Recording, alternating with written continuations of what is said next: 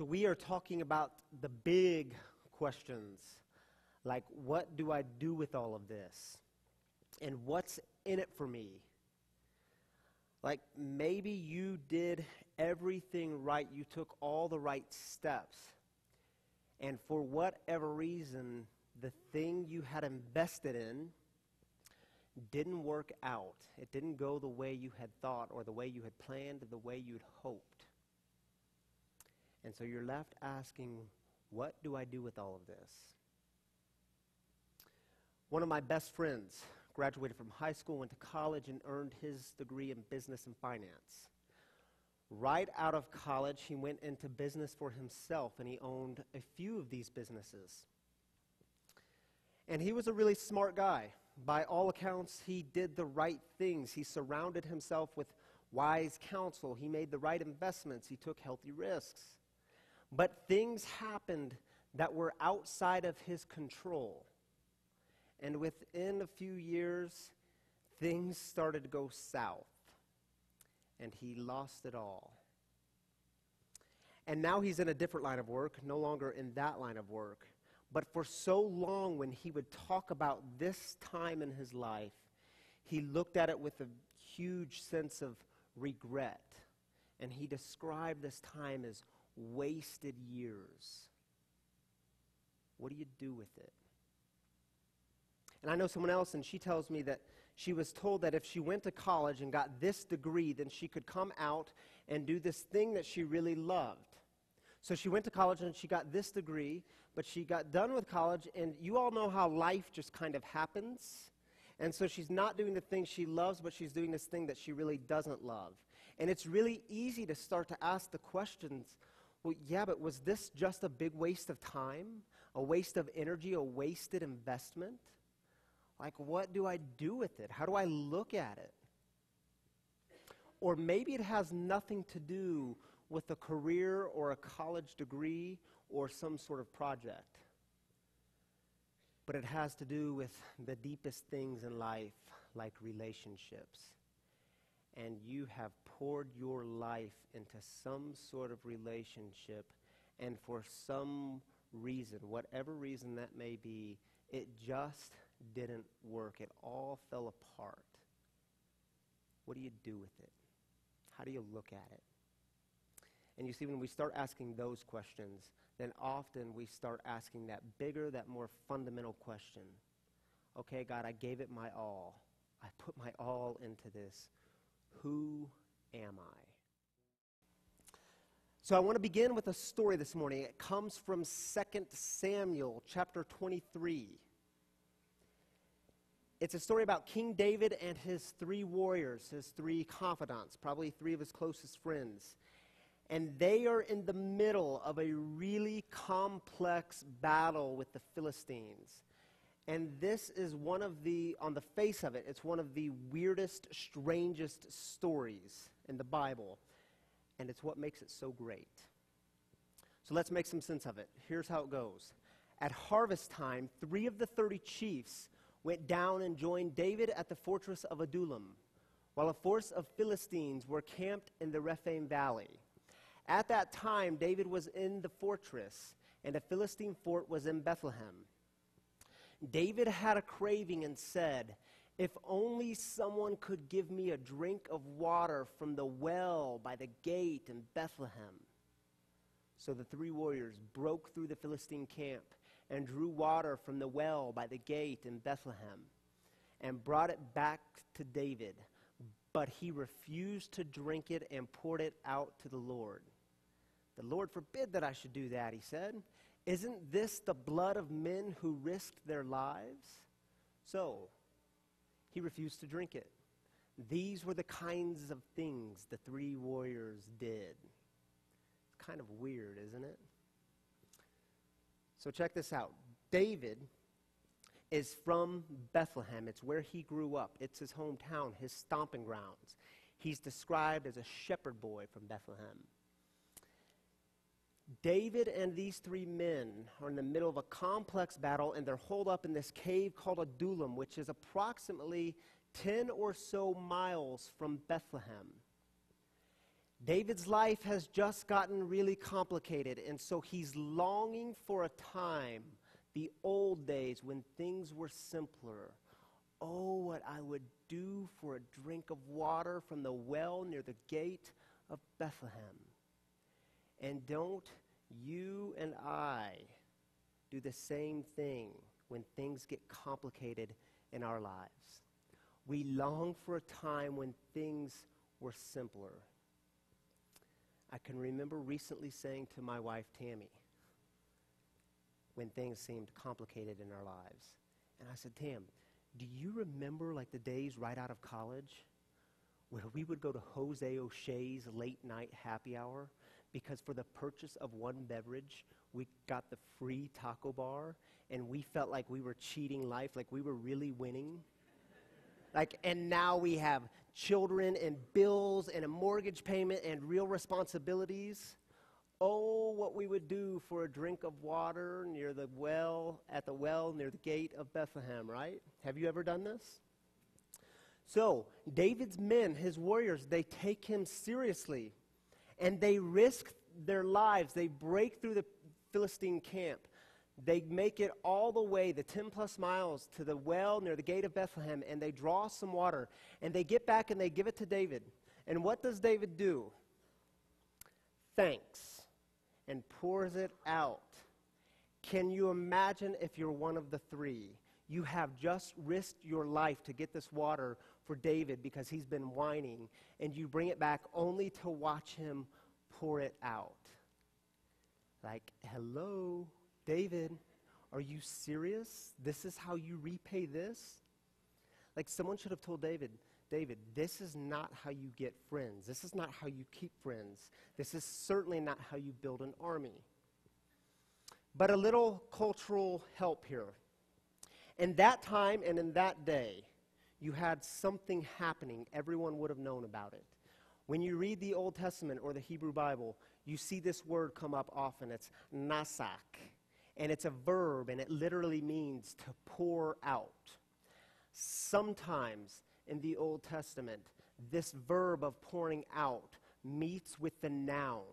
And when that happens, you get this really cool word, nasek. Can you say that with me? Nasek. It's an ancient Hebrew term, literally translating as the drink offering. And so here's how the drink offering would work in that time and in that day. If you were at the dinner table, gathered with friends, or if you're Hebrew and you're worshiping Yahweh, God, you would do this also in a worship setting. But you would take the wine, or sometimes it's translated as strong drink. You would take the wine or the strong drink and you would pour some out to show God that you realize the weight of the situation. Your heart is filled with gratitude. You realize that all of this is just a gift. Pagan cultures also did this. In fact, nearly every culture in that time and day engaged in some sort of drink offering. It was a way to show the gods that you were thankful for this thing called life. And all you could do is pour it out, something of value, in order to offer it up. That's the drink offering. You might remember the first instance of a drink offering is found in Genesis chapter 35. Jacob is on the run. Jacob is in trouble. He stumbles upon this town called Bethel. And in Bethel, he encounters the God of rescue. And the text tells us that he encounters this God who reveals God's self to him. And Jacob is filled with gratitude. He realizes that life is just one big gift. So what does Jacob do? He neseks the heck out of it. He builds an altar in Bethel. He gets the wine, and he pours the wine all over the altar. Why? Because his heart is filled with thanks. Gratitude is good for the soul. Now, back to David. Essentially what David is saying when he pours the water out, he's saying to his men, look, what you all did here was really, really cool. You risked your life to get me this water. David sees their act differently. David sees their act with a different set of eyes. He sees their act as sacred and holy. Why? Because of the risk, because of the potential loss, because they put so much on the line. In a sense, he says, who would I be to do something so trivial as to drink it? All I can do is pour it out, to offer it up. And isn't this what the Christian faith is about? We're told sometimes that faith is about simple belief. Oh, just believe. But what if faith is actually about healing, to give us a new set of eyes, healing in ourselves and the people around us, so we can see the circumstances differently, so we can see what's been happening all along? And do you see this in Field of Dreams? Think back to the movie. Ray Kinsella has built the baseball diamond. It's there. The players are playing, but he and his family and the author Terrence McMahon are the only ones that can see what's happening on this field. And the brother-in-law, Mark in the story, who is Ray's brother-in-law, Ray's wife is, I'm blanking on her name. Annie, yes. They're the only ones that could see it. It's Annie's brother, Mark, who is furious. And he says, look, you guys have invested everything into this dumb baseball field, and you're about to lose it all. You're about to lose the farm. But he has a different perspective after experiencing healing around him, and he's given new eyes to see what's happened all along. Take a look. So let me ask you, what if God sees your life as just one big drink offering? Not just some of it, not just parts of it, but the whole thing, all of it. Like, what if God is saying to us, look, I get it. The blood, the sweat, the tears, the time, the energy, the money you invested into this thing, it's all sacred and holy. All of it. Do you see it? Do you see that? So think back to the story that we talked about just 2 weeks ago when I shared with you my travels in Africa. We talked about that story where Jesus is in the room with his disciples, those that are closest to him. And this woman walks in the room, and she has this really expensive jar of perfume, and she pours this perfume on Jesus' head. And remember what the disciples say. Jesus, what is she doing?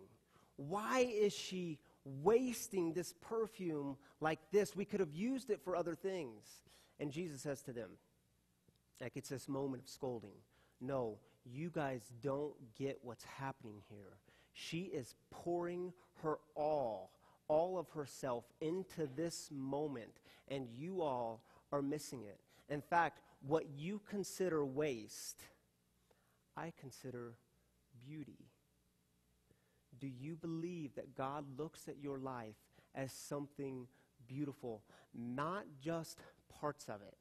Like, not just the parts where you were seemingly successful, but all of it. The whole thing. Some of our questions, some of our longings are just too big. They're heavy, they're weighty, they're significant. So what do? We pour them out in order to offer them up. But let's be honest. There are some things in our lives that are really, really easy to offer up. Right? Like if you remember also back to a couple of weeks ago when I shared with you the gift of that wooden spoon that I received. It was just a wooden spoon, right? But it was way more than a wooden spoon because who gave it to me? It was this woman in Africa. Her home had just burned down. She had very little, but on my last day, as I was leaving, she said, wait a minute, and reached in her bag and handed me this gift of a spoon. And it was like the situation mattered. It was weighty. My heart was filled with gratitude. In that moment, it was like all I could do was pour it out and offer it up because my heart was filled with gratitude. Think back, dads, I'll talk to you for just a second. Think back to the time when you were in the delivery room, if you were there, and you saw the birth of your children. Think to when you held them for the first time. Was it not a sacred, holy moment? Did you have words to put it in? Did you have categories to put this in? No, it was almost like all you could do in that moment is realize life is just one big gift, so you nesek it. You pour it out in order to offer it up because you realize the gift and your heart is filled with gratitude. But if we're honest, there are other things in our lives that are just way, way harder to offer up. Like when I was on a plane recently, and I was talking to a woman, and she was telling me of her marriage that just ended after 20 plus years. And she described this relationship as she had poured her life into it. She had given her all, and she couldn't understand why this thing had fallen apart. And she was asking those really big, hard questions. Like, what do I do with those past 20 plus years? Was it all just a big waste? Was it a waste of time? Was it a waste of energy? Was it a waste of love? How do I look at these years? Or maybe it wasn't a marriage for you, but it's like this broken relationship with your son or daughter. And you know that from day one, you have poured your life into this other life that you love. And you know you have given your all. Maybe you weren't perfect, but you gave it your all. And you would give your life for that life. And for whatever reason, again, probably lots of really complex reasons, this son or daughter has gone on some other path, some other journey, and you can't figure out why they don't want a thriving relationship with you, why it's not working. And so you start asking those big, heavy, hard questions. Should I have done it differently? Could I have done more? Did I invest in the wrong things? And you know those questions don't really help, right? Because you know by this time it's just kind of water under the bridge. I watched my mom ask these questions for years after the death of my brother. Could we have done more? Should we have done it differently? We put him in rehab. We even tried Christian rehab. It didn't work. But I can also tell you very poignant moments where I've watched her pour it out and offer it up. One of those moments was just a few weeks ago when we were in Africa together. And on our first day there, we were led up this mountain overlooking Rusinga Island. And she gave this little devotion about what it's been like for her to find God in the midst of pain and tragedy and death. And in a very real sense, it was like watching her pour it out in order to offer it up. But you see, there are things in this life that will keep us from offering it up. One of those things that I have observed is this lie that is so easy to buy into. That if we begin letting go of the things that we want to hold on to, and if we begin offering them up, then will we in somehow, some way become a burden to God? Like God will think we're weak. And can I just say to you in this moment, you are never, ever, ever a burden to God. Tammy and me and our little girls, we like to go hiking in the summer. Sometimes we do long hikes, sometimes it's shorter hikes, sometimes the hikes are just out our back door. And for the past year, so last summer, and the theme, the pattern is continuing this summer, there has been this thing, and it happens on every single hike with our little 2.5-year-old daughter, Shiloh. About 3/4 of the way through, she will come up to me, and she extends her arms, palms up, and she says these two really simple words, "Here, Poppy. Here, Poppy." And when she says those words, I know exactly what she's saying. She's saying, "Poppy, My little legs are tired. I'm worn out, and I need you to carry me the rest of the way home. And did you know, never once, when Shiloh has her arms extended to me, never once have I considered that to be a burden. In fact, it's the exact opposite. I pick her up in that moment with great joy and great delight because she's my daughter. And did you know that as sons and daughters of God, God carries you with great joy and great delight every single time? We are not burdens to God. What would it look like for us to see things differently, to pour them out and offer them up? It's what I love about the 12 steps. It's what I love about the recovery movement. Because the first step is you realize that your way of doing it on your own hasn't exactly worked, has it? And so what do? You pour it out and you offer it up. You surrender yourself to a higher power, to the God of your own understanding.